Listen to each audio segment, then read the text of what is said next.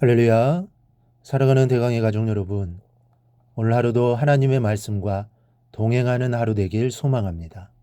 오늘 말씀은 출애굽기 27장 1절에서 8절 말씀입니다.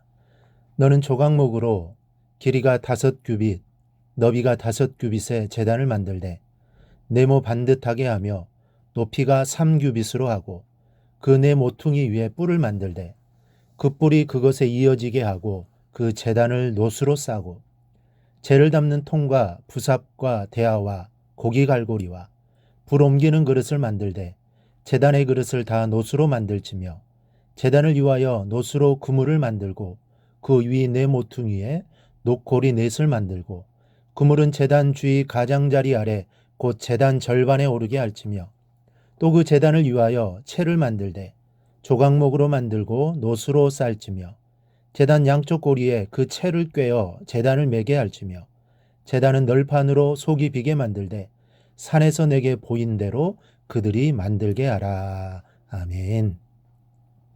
본문에는 번제단을 위한 설계도를 기록하고 있습니다. 번제단은 희생 제물을 태워서 바치는 제단을 의미합니다. 번제는 히브리어로 올라라는 말인데 이는 올라간다는 뜻입니다. 하늘로 올라간다는 것은 하나님이 그 제사를 받으신다는 뜻인데 그 대표적인 제사가 있습니다. 하나님이 홍수로 세상을 심판하실 때 방주에서 나온 노아가 하나님께 번제를 드리는 장면이 나옵니다. 그때 모습을 성경은 이렇게 기록하고 있습니다. 노아가 여호와께 제단을 쌓고 모든 정결한 짐승과 모든 정결한 새 중에서 제물을 취하여 번제로 제단에 드렸더니 여호와께서 그 향기를 받으시고 그 향기를 받으셨다고 했습니다. 이는 하나님이 그 제사를 얼마나 기뻐 받으셨는가를 짐작해 줍니다. 지금부터 번제단에 대해 살펴보기로 하겠습니다. 번제단은 노수로 감쌌습니다. 번제단은 아카시아 나무의 일종인 내구성이 강한 나무로 만들어졌습니다. 그러나 나무는 불에 약하기 때문에 하나님은 번제단을 노수로 감싸라고 명하셨습니다. 그래서 이를 놋제단이라고도 부릅니다. 여기에서 우리는 놋이 가지고 있는 의미가 무엇인지 생각해 보아야 합니다. 놋은 두 가지의 의미를 갖습니다. 심판과 은혜, 생명과 죽음을 동시에 의미합니다.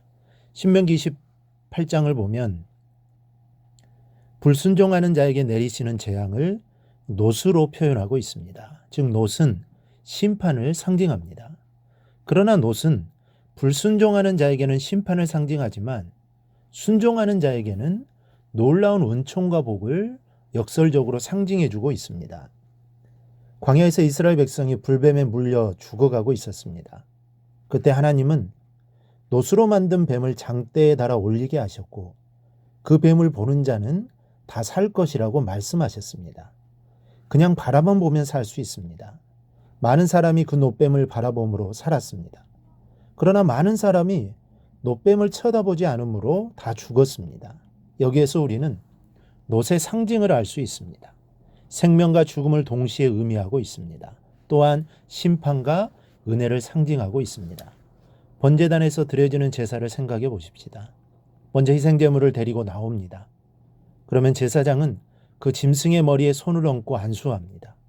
그 후에 각을 떠서 제단에 올려놓고 태웁니다.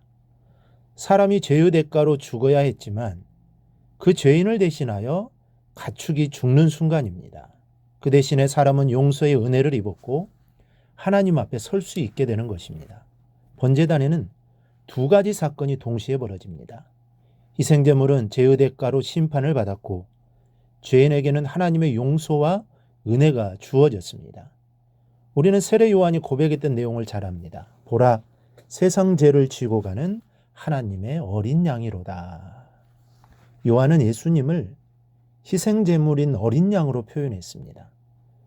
그 어린 양이 인류의 죄를 몽땅 짊어지고 심판을 받으셨으며 그 대신에 인간은 용서를 받게 되었던 것입니다.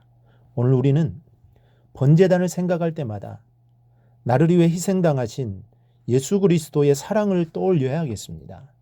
저 번제단에서 내가 죽어야 했건만 어린 양 대신 주님이 대신 죽으셨기에 오늘의 내가 있게 되었다는 생각을 잊어서는 안 되겠습니다. 주님 때문에 내가 구원을 받았고 주님 때문에 내가 하나님을 예배할 수 있게 되었다는 것을 생각하며 뜨거운 감사의 고백을 드릴 수 있기를 바랍니다. 그리고 번제단 네 모퉁이 위에 달린 네 개의 뿔이 나옵니다.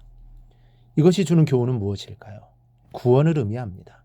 사무엘의 22장 3절을 보면 내가 피할 나의 반석의 하나님이시요 나의 방패시요 나의 구원의 뿔이시요 나의 높은 망대시요 그에게 피할 나의 피난처이시요 나의 구원자시라 나를 폭력에서 구원하셨도다. 하나님이 나를 구원하셨다는 고백을 하면서 여호와는 나의 구원의 뿔이라고 노래하는 것을 볼 수 있습니다. 그렇다면 이스라엘 백성은 왜 구원의 뿔이라는 고백을 한 것일까요? 어떤 잘못을 저질러 생명의 위협을 받을 때 그 사람이 살 수 있는 길은 제단으로 도망가 제단의 뿔을 잡는 것이었습니다. 물론 고의로 살인한 사람은 외에였습니다. 그러나 실수로 사람을 죽였다거나 큰 잘못을 저지름으로 생명의 위협을 받을 때 제단 뿔을 잡는 사람은 살 수 있었습니다. 하나님은 우리에게 구원의 뿔이 되셨습니다. 뿔을 잡는 자는 목숨을 건질 수 있었습니다. 이와 같이 예수 그리스도를 붙드는 자마다 멸망치 않고 구원을 얻게 되는 것입니다. 네 개의 뿔은 제단 위에 있는 제물을 고정시키는 역할을 했습니다. 줄로 희생제물을 불에 메어 놓았다는 것입니다. 여기에서 우리는 십자가에 매달리신 예수 그리스도를 생각하지 않을 수 없습니다.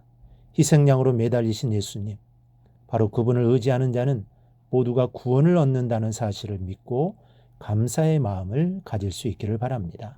죄인들이 하나님의 심판을 모면하기 위해서는 구원의 뿔 대신 예수 그리스도를 붙잡으면 됩니다. 시편 18편 2절을 보면 여호와는 나의 반석이시요 나의 요새이시요 나를 건지시는 이시요 나의 하나님이시요 내가 그 안에 피할 나의 바위시요 나의 방패시요 나의 구원의 뿔이시요 나의 산성이시로다 그랬습니다. 여러분은 무엇으로 반석을 삼고 계십니까? 무엇으로 방패를 삼고 계시며 무엇으로 피할 바위를 삼고 계십니까? 사람들은 권력이 가장 막강한 방패라고 생각합니다. 어떤 이는 돈이 막강한 힘이라고 생각합니다. 어떤 이는 실력이 막강한 방패라고 생각합니다. 하지만 여러분은 구원의 뿔 대신 예수 그리스도를 붙드시길 바랍니다. 주님이 없이는 돈도 권력도 실력도 다 물거품에 불과하다는 사실을 잊지 않기를 바랍니다. 오로지 주님을 붙들고 의지하는 자만이 구원과 은혜를 받게 됨을 기억하고 온전히 주님 안에 거하기를 주님의 이름으로 축원합니다.